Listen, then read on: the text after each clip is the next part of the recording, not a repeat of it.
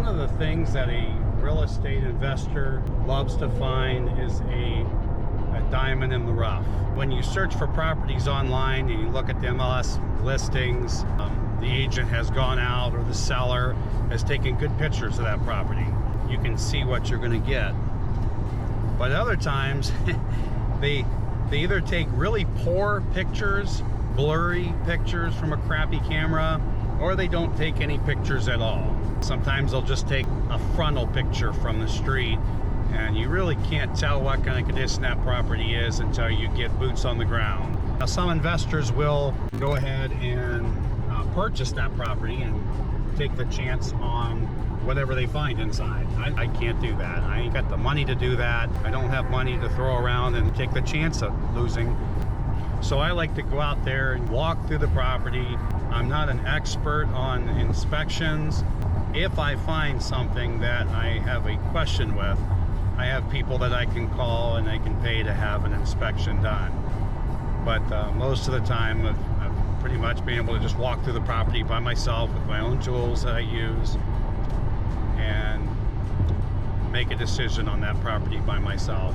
I found a property last night, and I set up with my agent to come take a look at it today. So they want 25 grand for this property because that's what they listed at. Don't know what that's going to go for, but I want to take a look at it and see the condition and possibly put a bid on it. I will post this video as soon as possible. So the first thing I noticed on this property is the roof over the porch is sagging down some, so it's definitely going to need looked at. It looks like it has been repaired, maybe not done correctly, because I'll have to take a look at that. This property is definitely going to need to be painted on the outside, so I'll have to contract that out. That's a little bit more than I take on my own. Someone had built these steps up to the second floor. I don't know if it was at one time a duplex. It could be converted into one. You definitely get a higher cash flow with a duplex, but they also have their own problems that come with them. It can be difficult to manage. And it's kind of a catch-52. You have discrimination laws that you have to abide by, but on the other hand, you don't want to rent an apartment to an older person and have some young partier up over top, or you'll be shooting yourself in the foot if you do that. But you have to balance, because you have to obey discrimination laws as well. So it involves a lot more with the management when you have this kind of a duplex layout. As we come into the kitchen here, it definitely has old plaster walls that those are going to have to be knocked out and redone. They're in bad shape. The flooring, that'll have to be taken up, put new flooring down. If the original flooring is not in good shape, we won't know till we tear it up. The bathroom here, self-explanatory, needs a lot of work in here, pretty much everything. The kitchen cupboards, on the other hand, were in pretty good shape, and they probably just be painted. In the dining room here, definitely will have to pull this old carpet up and maybe get lucky and see some original flooring down there would be great. Which is exactly what happened when we poured up this carpet over in the corner. Over here you can see this is original wood flooring, and it's in pretty good shape from what I saw. The wood trim in this house is beautiful. I like to save the trim and the flooring whenever possible. Those are good features to have in an older house. People like to see that original wood look. It holds up pretty well. The flooring too, you gotta sand it down and refinish it. Here's where you can see that where that side door was at from the outside. This here would have to be closed off and block access to the downstairs tenant if this were to be converted into a duplex. Here's the upstairs bath. It wasn't nowhere near as bad as the other one. Now we have to put in a new tub surround and check the structure of the floor underneath the old one. Now here's upstairs where that enclosed porch was at, which might have possibly been or could be converted into a kitchen for an upstairs tenant. You can see here there's a gas line coming out of the wall. It's been painted over, but that's what that is, I believe. I guess you wouldn't know until I take a closer look at it. Could be water, but there was a drain pipe on the other side over there, so it could possibly be turned into a kitchen here. And all of these bedrooms are in fairly good shape. Again, beautiful wood trim. I love this. The walls were in pretty good shape. Looked like the house was taken care of pretty much. Probably get away with just some spackle and paint up here. I checked all the windows and they seemed to work okay. Some of them had been replaced with newer ones, and then of course some of these old wooden ones here that amazingly are still working okay. I noticed there was a gas line or something coming out of the wall in this room too, so this could also be converted into a kitchen.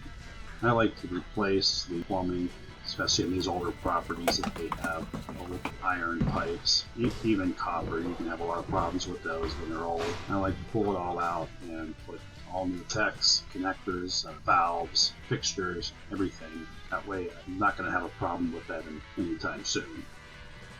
And this again is could be another bedroom or office space or just storage.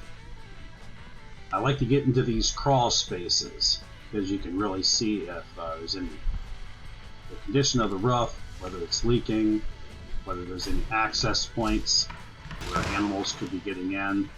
Something that would have to be, right there. You can see there's light coming in, so that would have to be closed off.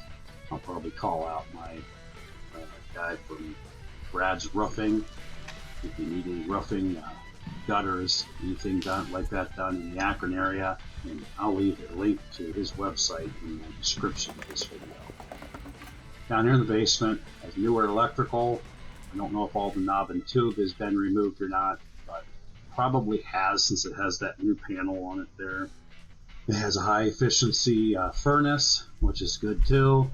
It's been replaced fairly recently. The water heater back here, a few years old, but probably won't need replaced right away. There's a sump pump. If you're interested in buying or selling a property in the Akron, Ohio area, and you're looking for a real estate agent, I highly recommend Terri. She's the agent that I've purchased most of my properties from. She is very knowledgeable and honest. And I'll leave a link in the description as to how to contact her. Here I'm using my infrared thermometer. Because the outside, the grass was kind of wet, soggy, I wanted to know if there's when there's different temperatures on the surfaces, and that can give you an idea of whether the basement is wet back behind the wall or not, or whether the walls are soaked, because the temperature will be lower in those areas. If you'd like to get a tool like this, they're not that much, only 50 bucks or so. Down in the description I have a link to that, to one of my affiliate links. And if you click on that link, just a disclaimer, I get a little bit of a kickback from that. It doesn't cost you anything extra, but I get a kickback because that's my affiliate link. And that's it. Again, I'm going to put an offer on this property and see what happens. In the meantime, if you got anything from this video, please hit that like button. That does not cost you a dime, but it helps me a lot, and it helps get this video out to more people. If you would like to continue watching these kind of videos, hit the subscribe button as well. Again, this is Kevin with the Compulsive Investor Channel. Anymore of the way the market's been, you just don't know what people are going to do, whether they're going to overbid for a property or underbid. I usually underbid because I'm cheap. Now, I came into the market at the right time when properties were cheap, and it's hard for me to adjust to properties going for list. but I got to do that if I want to keep buying properties. I'm going to have to adjust with the market, and that's just growing pains that any investor has. Good times will be coming soon. When the market crashes, it'll be like that sale at Walmart. What do you do when you see it's your favorite items on sale? Do you just buy one or two of them? Well, no, you buy as many as the store allows you to buy. So when the market crashes, I want to be ready with dry powder in the bank to purchase whatever I can, whatever's out there.